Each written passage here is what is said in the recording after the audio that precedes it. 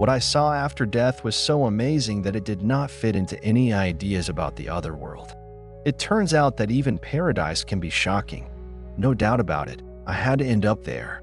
But imagining it, the picture in front of me only vaguely resembled everything that people say about this magnificent place. Having experienced this incredible moment, I can say with full responsibility that most of what they say about the higher spheres of the other world is a complete lie. The universe is not like that at all. These words belong to a geologist named Arthur Jensen, who, by force of fate and will, had to visit the other world, or rather, those areas of it that people are accustomed to calling paradise. Arthur Jensen, being a serious scientist, always ridiculed those who believed in the existence of the soul, and even more so in the reality of the afterlife. He rejected any religious ideas or esoteric views. Everything changed dramatically in August 1932, when Arthur Jensen got into a car accident that ended in complete cardiac arrest. As a result, he experienced a near-death experience during which he visited the other world and returned with such revelations that take your breath away. What Arthur Jensen told about the structure of paradise is amazing. This is how he himself spoke about his unusual experience. At the time when the doctors recorded the time of my death, I felt how the soul began to leave the body. Naturally, this surprised me to the highest degree, because like any atheist, I did not expect this. According to Arthur Jensen, at the moment when his soul separated from the flesh, he was a little scared. It seemed to him that if he completely lost contact with it, he would finally die. But no matter how scared he was, he couldn't influence what was happening. Fortunately, nothing tragic happened. My soul, or consciousness, in a word, my true essence, gradually and completely floated out of the body through the top of my head. I felt how my connection with the flesh was broken. Then Arthur Jensen began to rise, first above his body, then above the hospital, and then higher and higher until the earth disappeared from sight. For a short moment, a restructuring of consciousness began, as if tuning into a new frequency of perception. After that, he saw a new world that was becoming brighter and more real. Then another shift in perception occurred, and Arthur Jensen found himself in a beautiful meadow. Somewhere in the distance, two high mountains were visible, their tops covered with snow, and their slopes decorated with plants of indescribable beauty. Arthur Jensen thought there were several tens of kilometers between him and these mountains. However, he could see every flower growing on them. Over time, Arthur's metaphysical vision improved hundreds of times. He was able to examine the surrounding landscape in more detail, and it filled his soul with awe and delight. Then he saw people who, as it seemed to him, were playing something.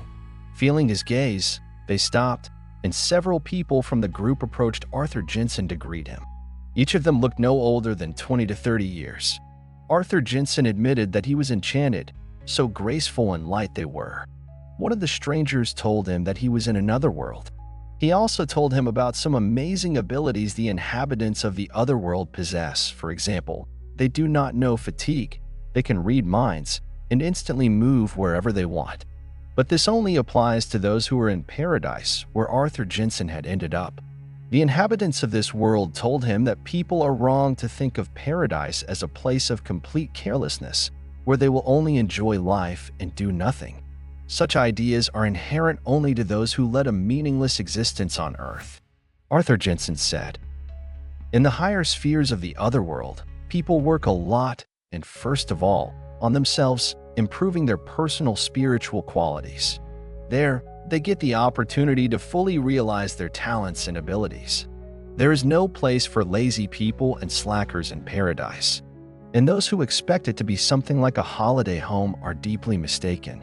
Do not think that the higher plane of existence will correspond to your primitive, selfish dreams. Everything is arranged there much wiser than you can imagine." What Arthur Jensen saw around him delighted him, but suddenly, at some point, he felt that he had once been here. He said, "Looking at all the splendor of the paradise area, I suddenly felt that this place was already familiar to me. Perhaps I had already been here before." Then a sudden insight came to him, and he remembered that this was his real home. In earthly life, he was just a guest, a stranger yearning for his true home. Being in paradise, Arthur Jensen understood a lot about the structure of the other world. For example, he realized why this area of being is eternal. This happens because all the elements in it do not mix and do not disintegrate as they do in earthly life. Each of them is held in place by forgiveness. It is unnatural for them to collapse. Having completely abandoned his atheistic views, Arthur could not help but ask the locals what God looks like. However, to his surprise, no one had ever seen him, not because he does not exist, but because the Lord is so great that even souls in paradise are not allowed to see the Creator.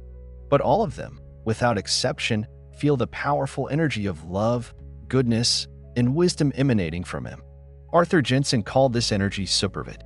According to him, it comes from God, and with its help, he controls the entire universe and maintains order in it. Moreover, this super vibration permeates everything that exists. That is why they say the Lord is present in every particle of the universe. While in heaven, Arthur Jensen realized a simple truth. To understand God, you need to be as great as He is.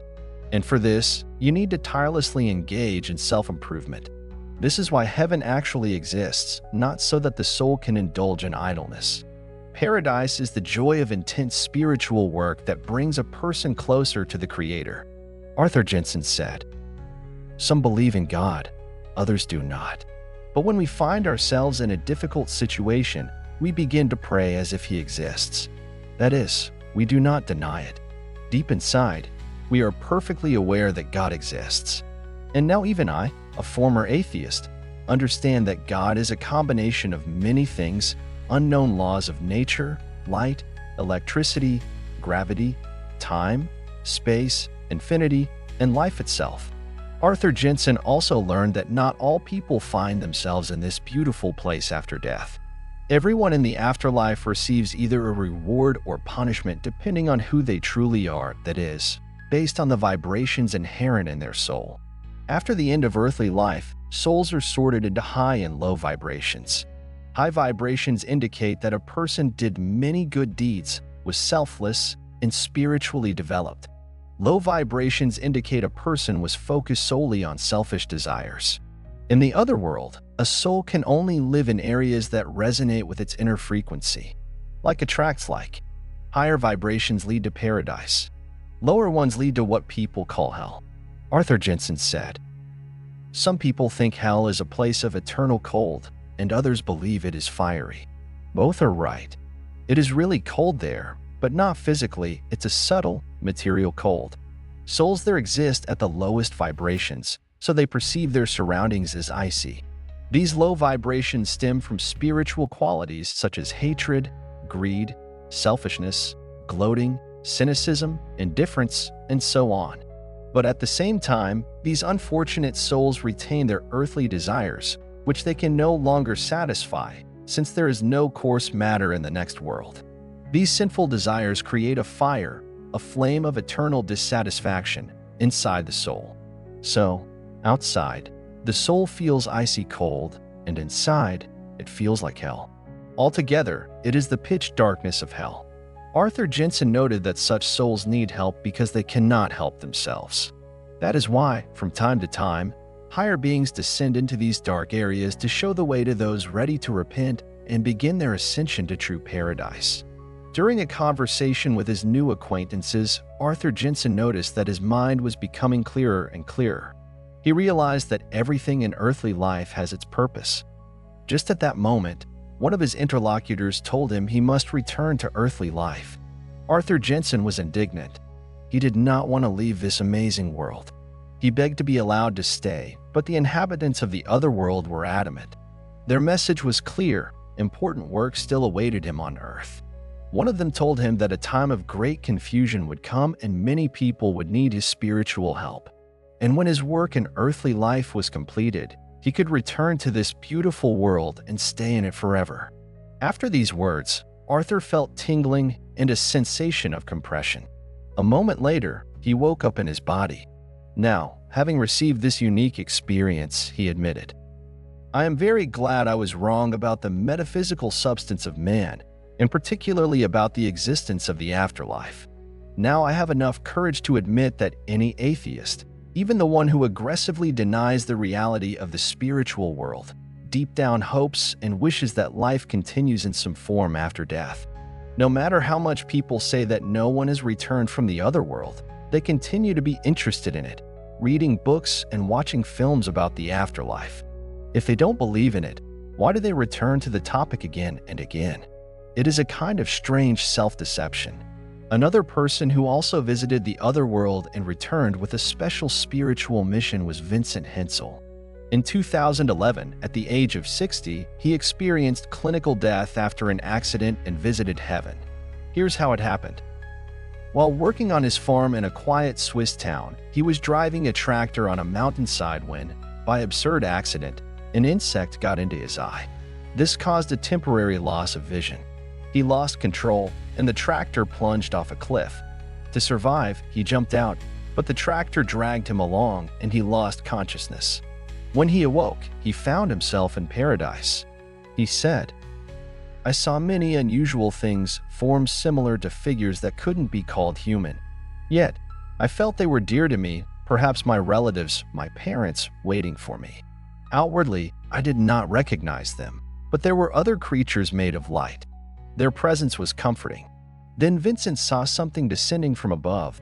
He called it higher powers. With their approach, everything around was filled with bright golden light.